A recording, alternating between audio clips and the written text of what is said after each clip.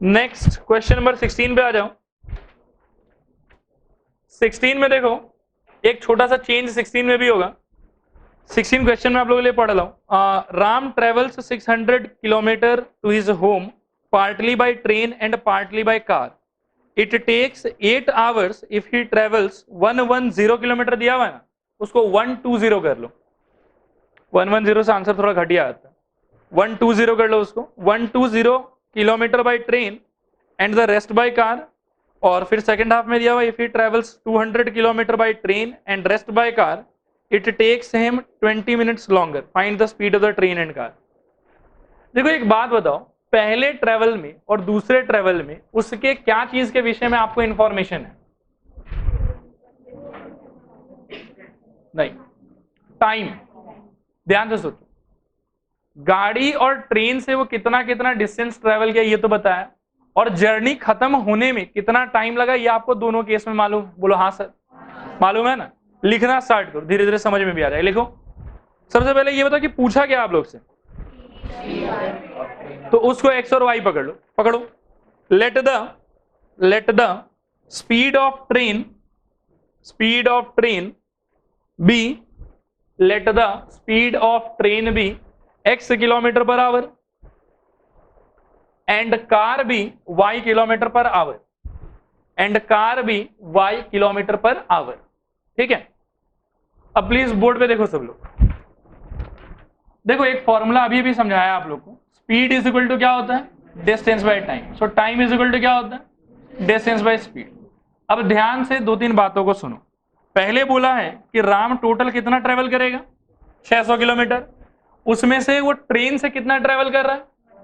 120 kilometre. एकदम ध्यान से सुनो, ट्रेन से कितना ट्रेवल कर रहा है? 120 किलोमीटर। ओके, 120 किलोमीटर वो ट्रेन से ट्रेवल कर रहा है, और ट्रेन की स्पीड को आपने कितना माना है? जोर से बोलिए। तो 120 डिवाइडेड बाई एक्स क्या हो जाएगा? Time taken by train. बोलो हाँ सर, समझ में आया। 120 किलोमीटर जब चला गया तो 600 में से कितना बचा? 480 बचा। वो 480 क्या चीज से ट्रेवल होगा? कार से ट्रेवल होगा। चलो ठीक है, 480। कार का स्पीड कितना है? y, तो इसको y से डिवाइड कर दो। What is this? Time taken by car. And I know कि टोटल टाइम कितना लगा उसको। बोलो जोर से बोलो, 8 आवर्स। तो पहला इक्वेशन आप लोग का ये होगा, 120 by x plus 480 by y is equal to 8। देखो समझ में आया कि नहीं आया? दोहराऊं की हो जाएगा? पक्का हो जाएगा।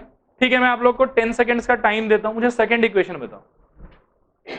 इसी में जो दूसरा इक्वेशन होगा वो आप लोग ट्राई करो। बोलो। 200 by x plus 400 by y is equal to, सुनो 20 मिनट ज्यादा लगेगा तो 8 घंटा तो जो लगना था वो लगेगा ही लगेगा। तो सुनना ध्यान से, 8 प्लस यहां थोड़ा झोल है, 20 ऐड नहीं करेंगे, 20 बाई 60। सिंस हम आवर में बात कर रहे हैं तो सीधा 20 ऐड नहीं होगा, 20 को पहले आवर में कन्वर्ट करेंगे और जो भी मिलेगा वो ऐड होगा। तो 20 डिवाइडेड बाय क्या ऐड होगा? 60। यहाँ पे ये कैंसिल हो गया, कितना जाए? 0 0 गया, 1 3। सिंप्लीफाई करके 25/3 हो जाएगा। पल्ले पड़ा? अरे पड़ा कि नहीं? थोड़ा कि पूरा? लिखिए, क्या लिख चुके हैं ये बताइए। स्पीड, ठीक है, लिखो। नाउ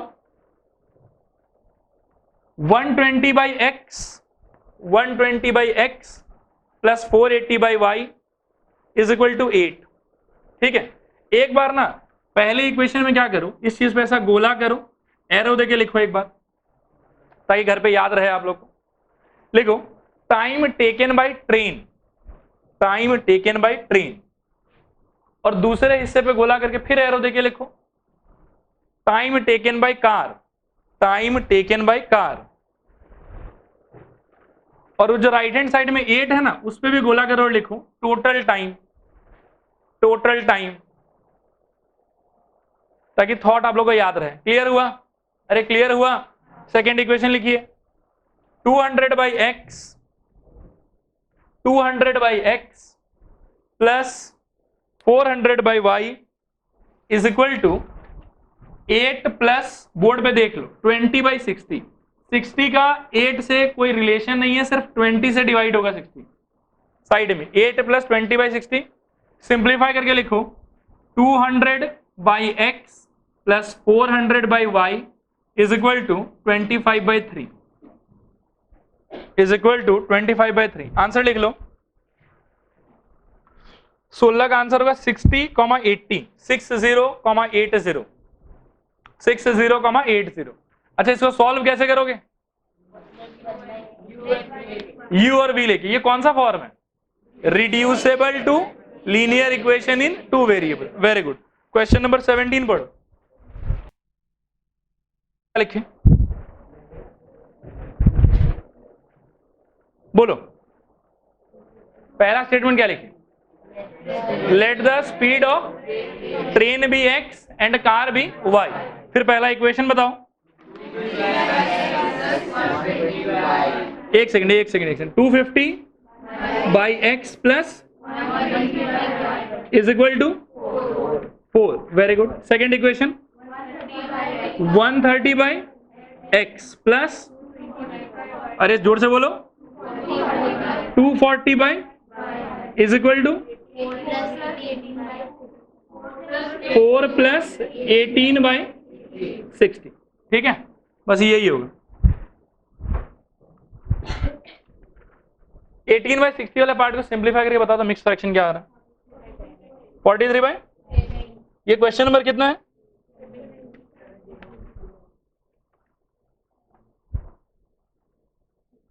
आंसर लिख लो इसका। 100,80 80 नंबर 18 ट्राई करो। पहले 18 बताओ आप लोग, बोलो 18 में क्या है? 300/x प्लस, एक सेकेंड रुक जाओ, 300/x plus 200/y is equal to, देखो 5 प्लस 30/60, 0 से 0 1 2, कितना आएगा? 11/2। ये समझ में आया आप लोग को? और सेकंड क्या होगा?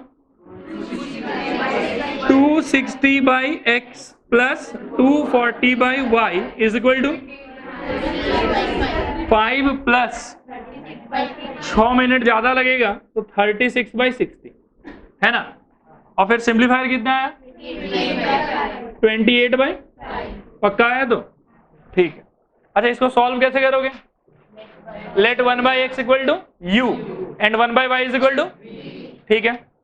क्वेश्चन नंबर 20 और 20 सॉरी 19 पढ़ो अच्छे से, एक और बार पढ़ लो फिर बताता हूं। नंबर 18 का आंसर है 100,80, 17 जैसा ही 100,80। 19 सब लोग पढ़ना हो गया? अच्छा बोर्ड पे देखो एक बार ध्यान से, एक बात को सुन। सपोज करो एक कोई पॉइंट ए है और एक कोई पॉइंट बी है, ठीक है। सपोज करो यहां से कोई ट्रेन स्टार्ट होगा जो एक यूनिफॉर्म स्पीड से चलेगा, उसका स्पीड है सपोज करो x, और टाइम जितना देर के लिए वो चलेगा उसको मान लो y एक बार के। तो ये a से लेके b के बीच का जो डिस्टेंस है, distance between A B is equal to कितना होना चाहिए? वाकहरण हो गया आप लोग, जोर से बोलिए। श्योर है ना आप लोग? अब यहां नौटंकी सुनिए। ये जो स्पीड है x, यदि मान लो कि स्पीड को कभी मैं थोड़ा सा बढ़ा दूं, x से ना चला के मैं कुछ नए स्पीड से चलाऊं, बढ़ा के चलाऊंगा तो ये सेम डिस्टेंस कवर करने के लिए हमको इतना ही टाइम चाहिए कि कम टाइम चाहिए? जब ये बढ़ाएंगे तो ये कमना होना चाहिए, और जब इसको कमा देंगे थोड़ा स्लो चलेंगे तो समय क्या होगा? ज्यादा लगेगा। लेकिन इन तीनों केस में नॉर्मल, बढ़ाया कमाया, कमाया बढ़ाया, इन तीनों केस में जो डिस्टेंस ऑफ ए बी है वो सेम रहेगा कि डिफरेंट रहेगा? सेम रहेगा। यही थॉट है इस क्वेश्चन का। लिखो let the uniform speed of the train be x kilometre per hour, and the time taken be y hours, फिर नीचे लिखो hence hence the length of the journey is equal to x into y, ठीक है।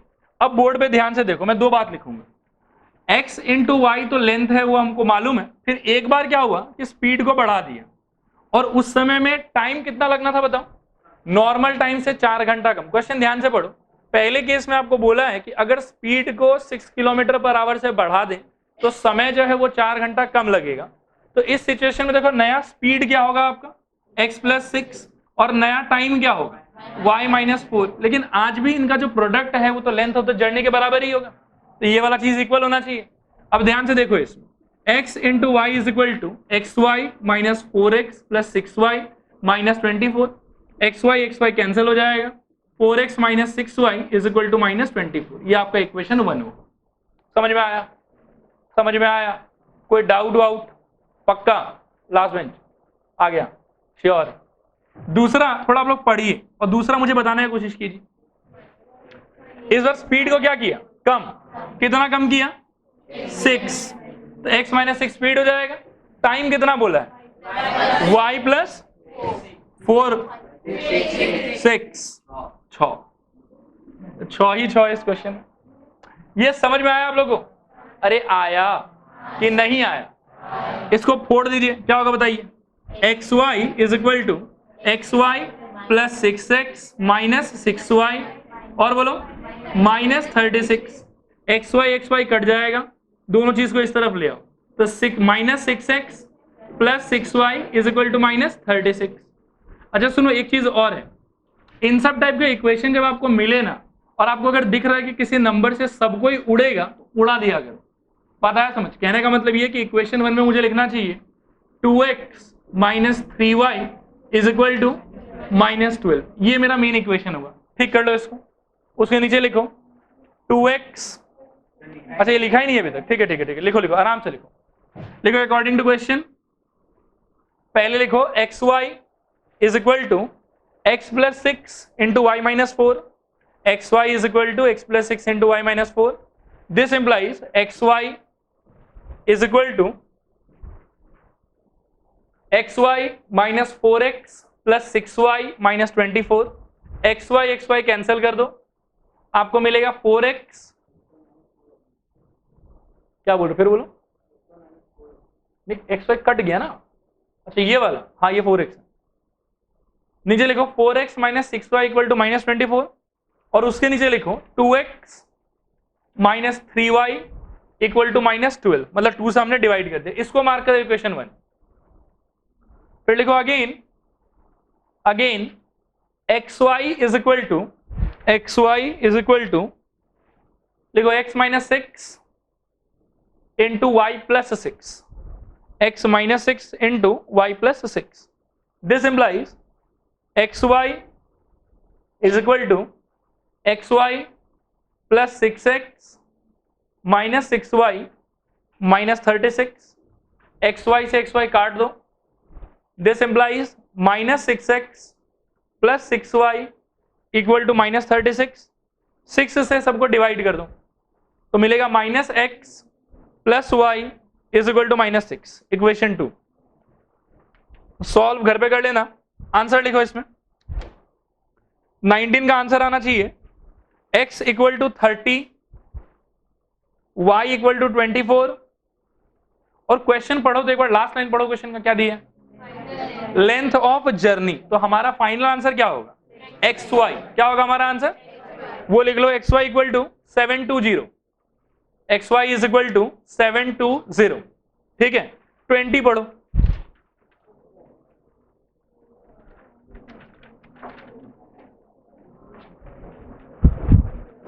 Twenty में कम से कम 5 star बनाओ। पढ़ना हुआ? अरे पढ़ना हुआ? बोर्ड पर देखो। इसके पहले कि हम क्वेश्चन करें, एक दो बात समझना जरूरी है। सबसे पहले देखो, जब रिवर होता है, रिवर के अंदर में नाव मान लो कि पड़ा हुआ है, आप अगर इसको नहीं चलाओगे, इस नाव को, सपोज करो एक आदमी है बैठा हुआ है, आलसी है, बोला नहीं हम तो चलाएंगे, वो बस खड़ा है, तो भी क्या है कि अगर ये रिवर फ्लोइंग रिवर ना, स्टिल रिवर नहीं है ये, तो भी ये नाव ऑटोमेटिकली मूव करे। क्या ये बात मानते हैं आप लोग? और अगर ये खुद चलेगा तब तो बहुत बढ़िया बात है। तो रिवर जो फ्लोइंग रिवर होता है उसके केस में क्या होता है कि दो कॉन्सेप्ट होते हैं। दो कॉन्सेप्ट क्या है सुनो।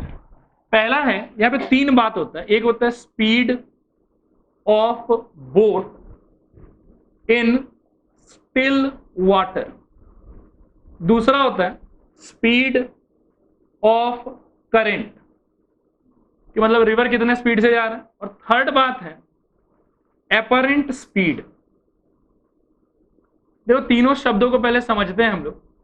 Speed of boat in still water का मतलब है कि अगर वो कोई तालाब में होता जहां का पानी एकदम स्टिल पड़ा हुआ, वो हिल नहीं रहा, मतलब वाटर से अगर बोट को कोई सपोर्ट नहीं मिल रहा है, तो बोट तो क्या है कि खुद की एनर्जी पे चलेगा पूरा का पूरा। तब क्या है कि बोट जितना दम से आगे जाएगा उतना ही स्पीड होगा उसका। तो बोट का जो अपना खुद का पर्सनल स्पीड होता है, जिसमें वाटर का कोई हेल्प उसको नहीं मिल रहा है, उसको हम लोग कहते हैं speed of boat in still water, कि वाटर के बिना मदद के भी वो इतना स्पीड से तो जाएगा ही जाएगा। दूसरा चीज है स्पीड ऑफ करंट, कि पानी खुद कितना स्पीड से फ्लो कर रहा है। और तीसरा चीज है एपरेंट स्पीड। अभी एपरेंट स्पीड का लॉजिक क्या देखो, अगर बोट और पानी दोनों सेम डायरेक्शन में ट्रेवल करेगा, सपोज करो कि ये एक्स है और ये वाई है, तो जो आदमी ग्राउंड पे, यहाँ पे मिट्टी पे जो आदमी खड़ा है, उसको दिखाई देगा कि ये जो नाव है ना, ये एक्चुअल में एक्स प्लस वाई के स्पीड से जा रहा है। ये होता है ऐसा, बात आ रहा है समझ? जो ये नाव है, नाव पर्सनली एक्स के स्पीड से जा रहा है, और ये पानी कितना के स्पीड से जा रहा है, वाई के स्पीड से जा रहा है। तो जो आदमी मिट्टी पे है, जो दूर से देख रहा है कि हाँ वहां नाव जा रहा है, उसको लगेगा कि वो एक्स प्लस वाई के स्पीड से जा रहा है, अगर ये लोग सेम डायरेक्शन में जा रहा है। और इसी को हम कहते हैं डाउन स्ट्रीम, ठीक है। और दूसरा एक पॉसिबिलिटी क्या है कि रिवर आपसे ऑपोजिट डायरेक्शन में जाए और आपका नाव जो है वो रिवर के ऑपोजिट चले। यहां पे मान लो कि ये एक्स से है, एक्स यहां पे मैं मीन कर रहा हूं ये वाला स्टिल वाटर में जो स्पीड होगा उसका, करंट का स्पीड है वापस से वाई, और बोट उस साइड जा रहा है, तो यहां पे जो मिट्टी पे आदमी खड़ा है ना, उसको इस बार थोड़ा कम दिखेगा, उसको दिखेगा कि एक्स माइनस वाई से जा रहा है, और इसको हम कहते हैं अपस्ट्रीम। बात समझ में आया? यही है concept of upstream and downstream. देखो मैं फिर दोहराता हूं, तीन शब्द होता है। पहला शब्द होता है speed of boat in still water, कि वाटर के बगैर सहायता के बोट खुद कितने स्पीड से जाएगा। दूसरा होता है स्पीड ऑफ करंट, कि पानी कितने के स्पीड से जा रहा है। और तीसरा होता है एपरेंट स्पीड। एपरेंट स्पीड का मतलब है कि जो आदमी पानी में या नाव पे नहीं है, दूर मिट्टी पे खड़ा है, उसको बोट कैसा दिखाई देगा।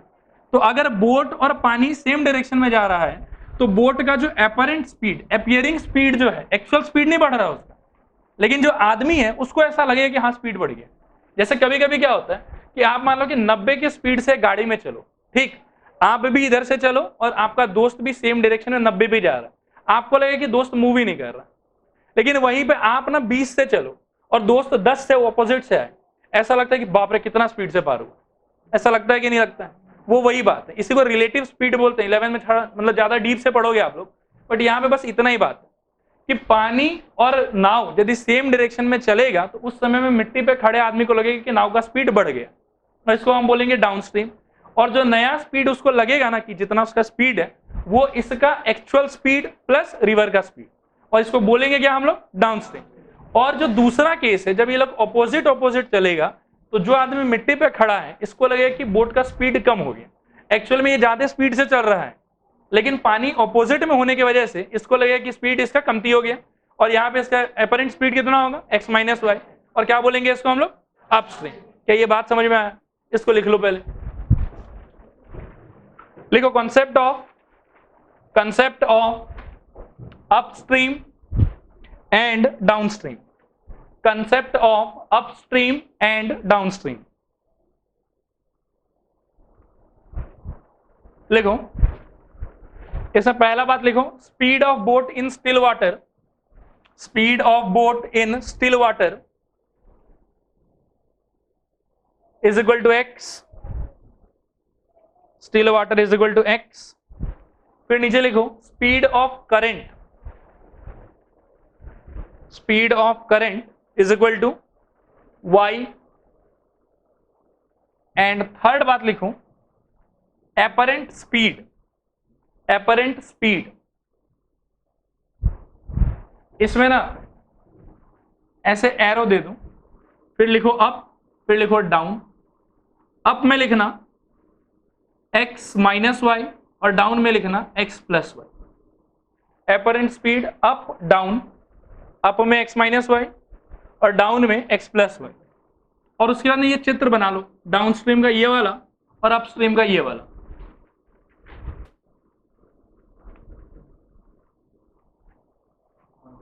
ये वाला, ये, और इसमें यहां पे लिखना मार्क करके कि ये x प्लस वाई मीन कर रहा है।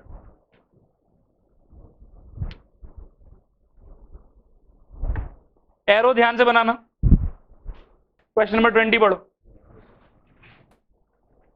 20 पढ़ना हुआ?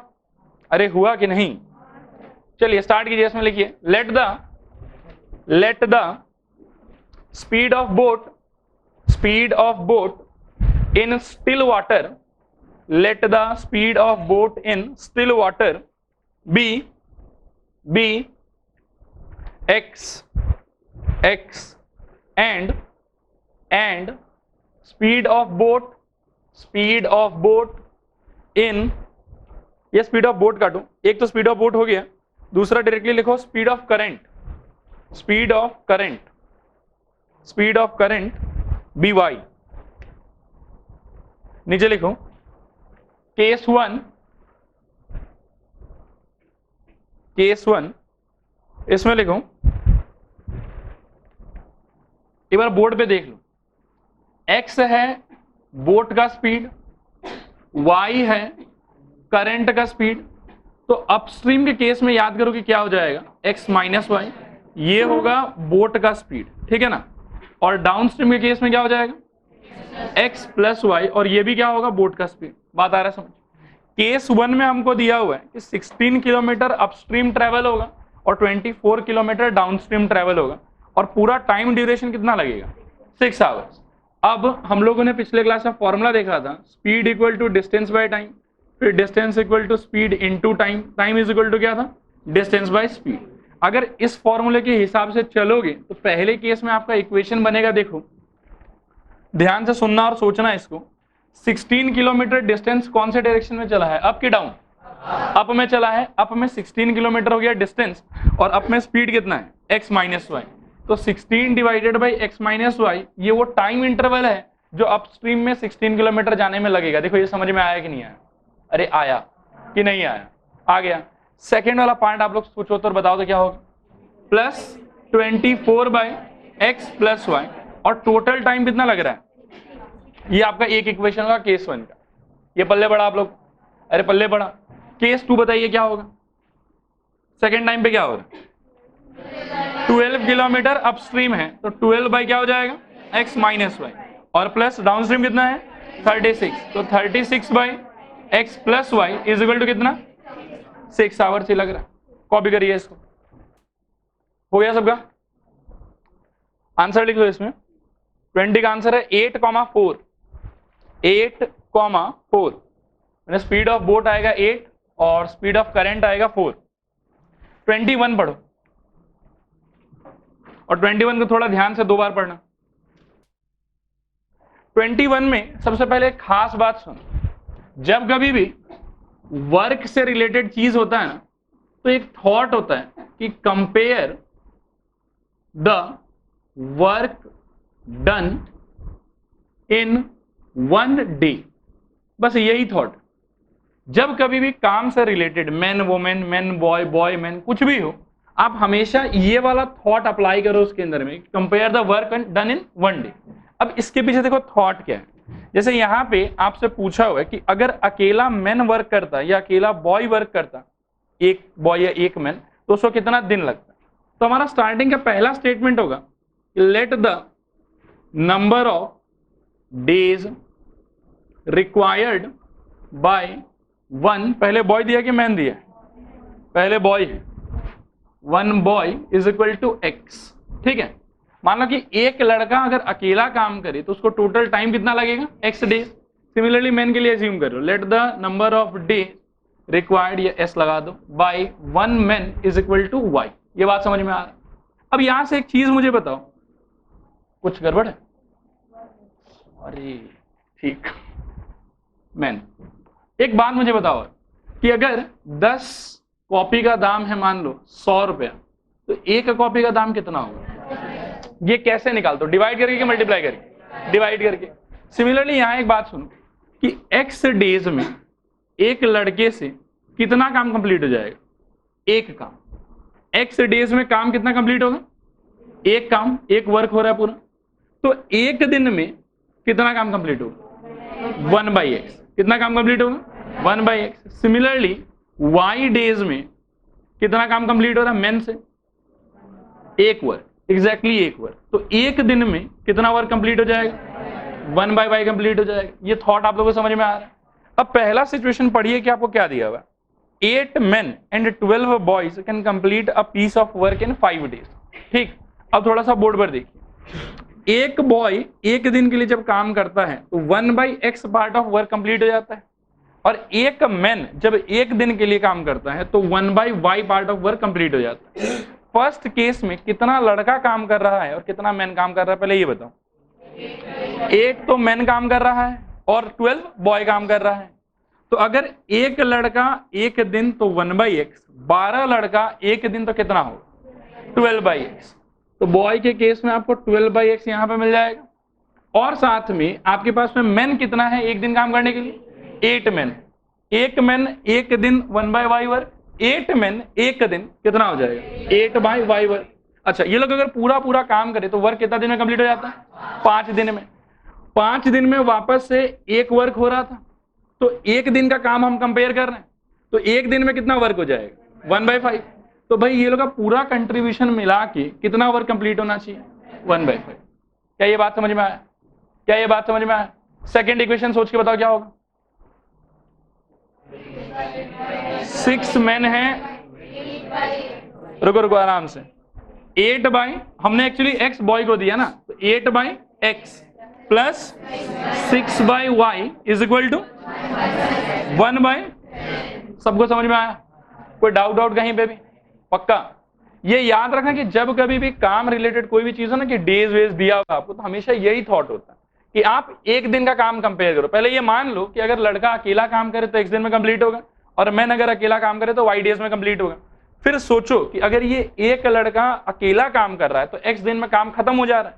इसको हम ऐसे सोच सकते हैं कि x डेज के अंदर में एग्जैक्टली एक काम खत्म होगा, तो एक दिन के अंदर में उस एक काम का कितना हिस्सा खत्म हो जाएगा?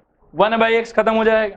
फिर जितना लड़का आपको दिया हुआ है उससे इसको मल्टीप्लाई कर दो, क्योंकि ये तो एक लड़का का एक दिन का काम है।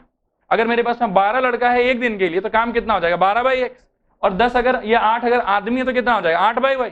अब ये लोग दोनों यदि काम करता तो हमको बोला कि 5 दिन में काम खत्म हो जाता, तो यदि ये लोग सब मिलके एक दिन काम कर रहा है तो 5 दिन में जो काम खत्म होने वाला था एक दिन में उसका कितना हिस्सा खत्म होगा? 1/5 खत्म होगा। तो इनका एक दिन का वर्क एक्चुअल में जो इंफॉर्मेशन दिया हुआ है उसके एक दिन के पार्ट से आप इक्वेट कर दो, और इक्वेट करते 2 इक्वेशन मिलेगा। फर्दर सॉल्व करना तो आप लोग को आता ही होगा। कैसे सॉल्व करोगे इसको? 1/x इक्वल टू u और 1/y equal to v। Reducible वाला चीज है ये, समझ में आया? लिखो। एक्चुअली कॉपी में ना थोड़ा बेहतर कर लेते हैं। एक्चुअली मैन पहले दिया तो x मैन को ही पकड़ लो, ठीक है? बोर्ड से कॉपी मत करो। लिखो, let the number of days required by one man alone to complete the work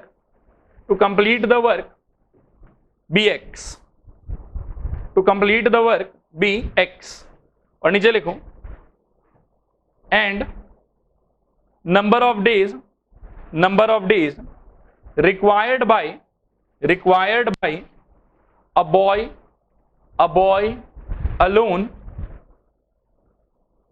alone be y। फिर नीचे लिखो hence work done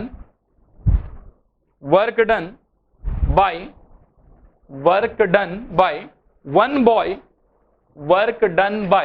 boy and one man in one day will be 1 by y and 1 by x respectively, 1 by x respectively। पहले ये part लिखना है आपको और फिर लिखो अकॉर्डिंग टू क्वेश्चन